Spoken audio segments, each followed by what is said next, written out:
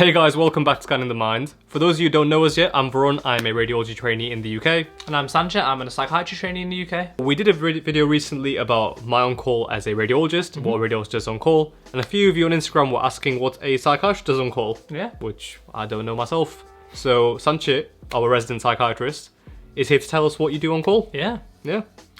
As always guys, before we get into the video, if you like the content, drop us a like, subscribe please. Like we keep saying, more than half of you watching aren't subscribed. Yeah. And I don't know why. It's free. Just do it. Just click that button. Yeah. Anyway, enough harassing them. Should we get into the video? Yeah, let's do it. So Sanchit, most people that I know, and certainly myself, don't have much experience in psychiatry. Yeah. So what is a psychiatry on call? Psychiatry on call is kind of any out-of-hours shift that you do. Okay. Usually there's 3 different tiers of doctors that are on call at any one time. So you have the consultant, who's usually at home, they're mainly for advice. You have the registrar, who's travelling around different sites in the city. So the registrar who's on call for North Manchester covers all the hospitals in North Manchester. Okay. And then you have the SHO in the hospital. So depending on which hospital you're in, you either have 1 or 2. So in my hospital, it's quite a big hospital, and it's quite busy. So there's 2 SHOs on call at any one time. So you say consultant, reg, and SHO. Yeah. So God tier, Superman tier. Yeah. And then don't know what they're doing tier. Pretty much, yeah. Pretty much. Okay. Yeah. Not you though. No, of course not. Yeah. I'm up there. Yeah. Brains. Scanning the mind. What kind of work do you have to do out of hours when you're on call? So the majority of our work for SHOs comes from the new admissions. So if any patient's newly admitted to the hospital, there's a lot of things that we need to do. So once they're in the hospital and they've kind of settled down, we'll go and see them, find out exactly why they've come in, take a full history, find out any past psychiatric history they have, and kind of go through a full history like you would in any other job. Alongside that, we prescribe the medications, do the drug card, and then we have to do a physical exam, blood test, and an ECG. So every patient that comes in gets those 3 things, regardless of why they've come in.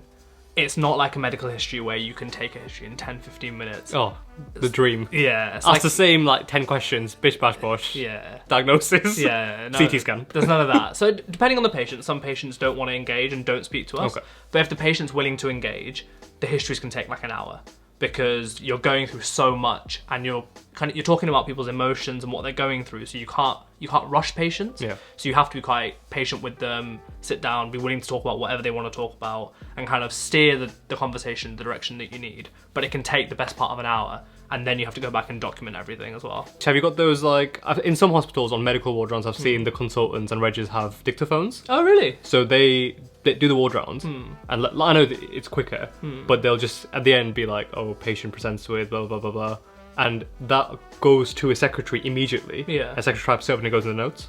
Oh, so that's it makes the ward round so much quicker. Yeah. And then you don't have your F1 just there to type, because they can actually do some real medicine. You can teach them. Yeah. Yeah. It's quite cool. Yeah. So we have dictaphones for outpatient clinics. Yeah. So writing letters and stuff, we'll dictate them and then send them to the secretaries who will write them all up.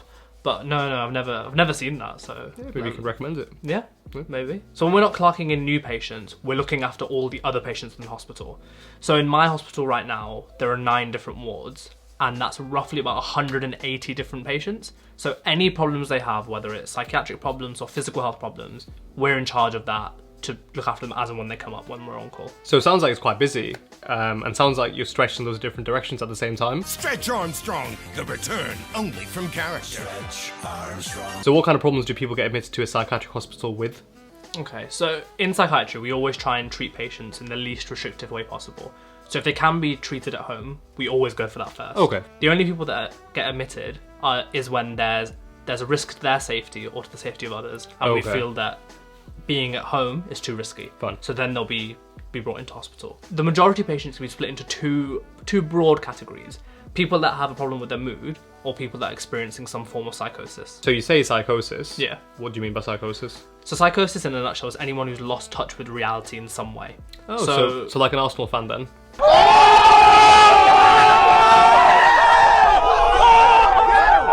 Swiftly moving on.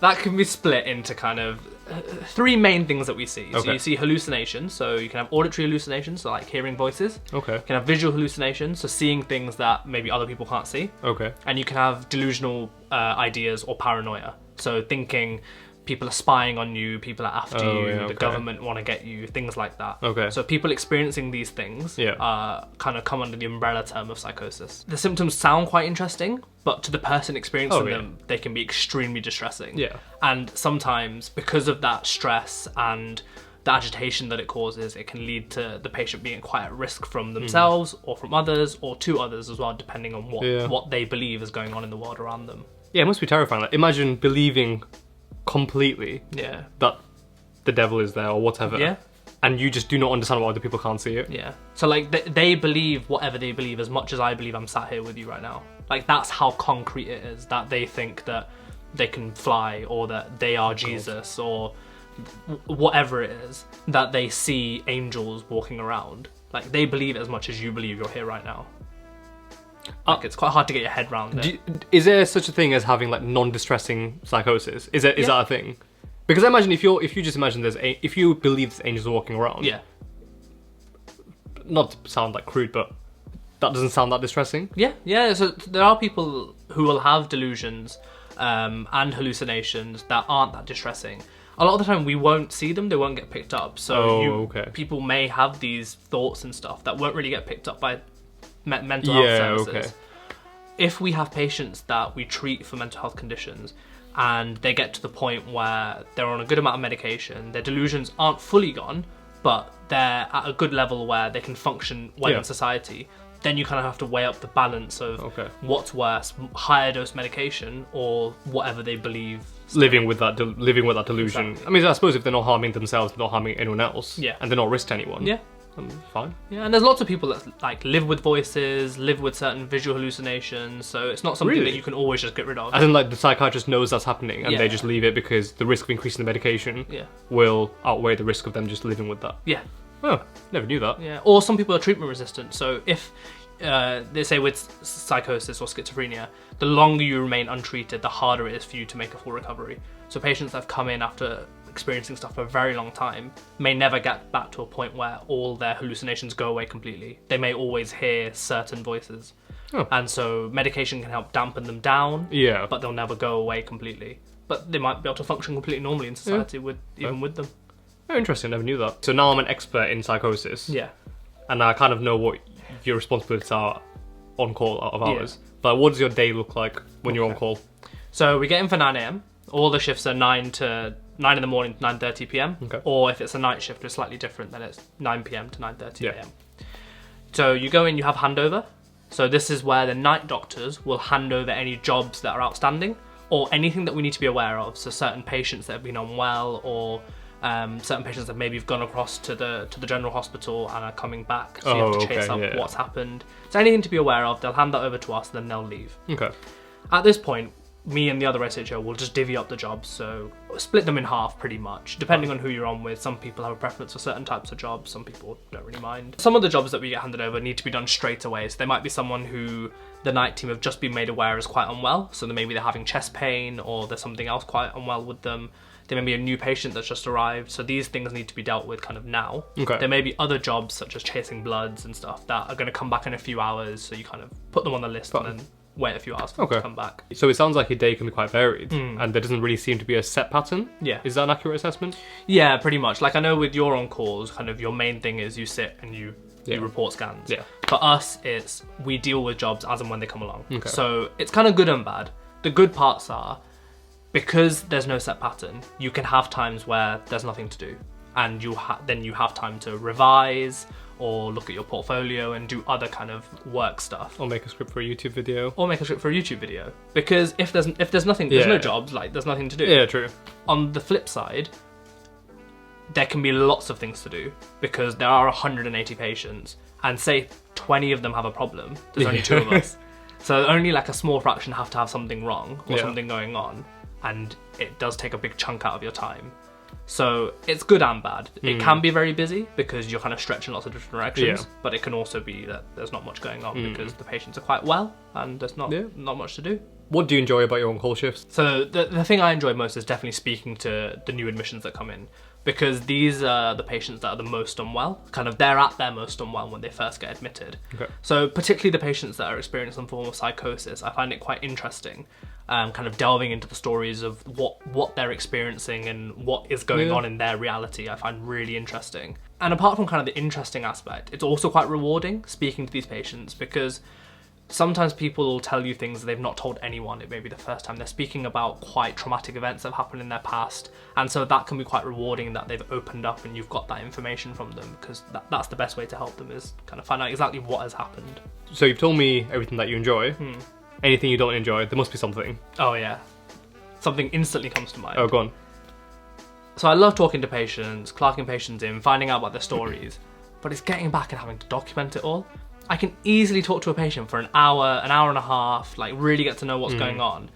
But then it's just knowing that you go back and you have to write all of that up.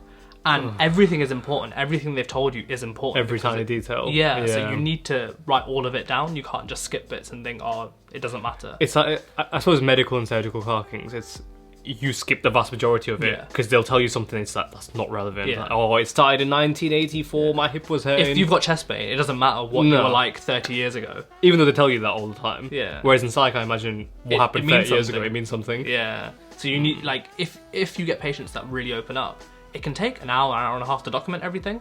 Like, sometimes I've gone back to document, and the bloods that I've sent off, the results have come back by the time I've finished documenting. It's a shame you can't use a dictaphone to dictate your notes, like just like a clinic, because that would be a lot quicker. I find it harder to dictate. I find it easier to type, because I can move things around and change the way things sound and make it more coherent and more succinct than if I just said it. Yeah, I kind of agree with you, actually, because you're trying to convey a message with your notes to be like, this is my assessment of the patient, and the way you phrase things can make a massive difference. So I suppose that does make sense. You're kind of like telling a story as well, like you're going through what's happened to them in some sort of story format, so it does flow. And I find that's really hard to do in a concise manner if you're just speaking to a dictaphone. Yeah, true. Unless you speak to it and then move it around. I find just typing just so much quicker. Yeah. One thing that used to annoy me when I was working in A&E is any tiny physical health problem, the mental health patients from the mental health hospital come over. Yeah. Why is that? So that annoys me as well, because there's nothing more frustrating than knowing exactly what to do for a patient, knowing that it's really simple to do it, but just not having the facilities. So something as simple as giving a patient IV fluids, we can't do. We don't have cannulas. We don't have bags of fluid. We only have them in the resus trolleys. So if I know a patient needs IV fluids, they have to go to A&E, because there's nothing else I can do for them at that point. But why? I mean, that makes sense. That if you don't have it, you can't do it. But why do they not just have basic things for physical health? A lot of it is to do with the monitoring. So the nursing staff they're not physically health trained. They're mental health nurses. So it's all good and well me starting a treatment plan, but someone needs to kind of monitor it and make sure it's all going okay, and know what to happen if things go wrong and stuff when like to escalate. That. And they're not going to know that, fair enough. Exactly. So they kind of the way it works is if they have physical health problems that need treatment, unless it's kind of medication or quite simple things that we can sort out, they have to go over to A&E.